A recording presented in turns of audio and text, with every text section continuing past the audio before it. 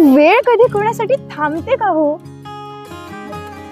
नमस्कार मित्रांनो, उमलत्या कळावर आपलं सहर्ष स्वागत. असं म्हटलं जातं की वेळेचं चक्र कधीच कोणासाठी थांबत नाही, ते अविरतपणे फिरत असतं. आणि म्हणूनच आपण दिवसाचे विविध प्रहर अनुभवत असतो, रोज नव्याने. प्रहर तेच, पण रोज नव्याने अनुभवणं, हो ना? आणि याच प्रहरांपैकी एक म्हणजे कातर वेळ, सगळ्यांच्याच अगदी जवळची, हो ना? कधी कोणाला हवी हवीशी वाटणारी, तर कधी कोणाला हुरहुर लावणारी, आणि बरेच काही. तुम्हाला माहितीये, या कातर वेळेची सुद्धा अनेक रूप असतात. पाहायची? चला पाहूयात या कवितेतून. कविता ही येते कवयित्री अंकिता कसबे. एक संध्याकाळ येते प्रसन्न हसते, एक संध्याकाळ येते प्रसन्न हसते, शुभं करोती ऐकत ऐकत चैतन्य पसरवून जाते.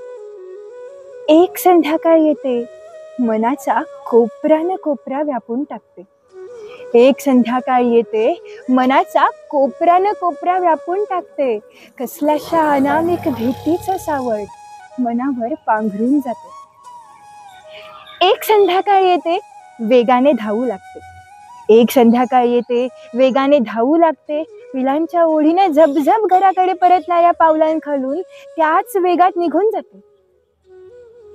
एक संध्याकाळ येते अलगद येऊन थांबते, एक संध्याकाळ येते अलगद येऊन थांबते, प्रेम भेटीच्या हळव्या क्षणाची नकळत साक्ष बनून जाते. अशी ही एकच संध्याकाळ प्रत्येकासाठी भिन्न भिन्न रूपात येते, अशी ही एकच संध्याकाळ प्रत्येकासाठी भिन्न भिन्न रूपात येते, पण शेवटी तीही रात्रीच्या काळोखात बुडून जाते, शेवटी तीही रात्रीच्या काळोखात बुडून जाते.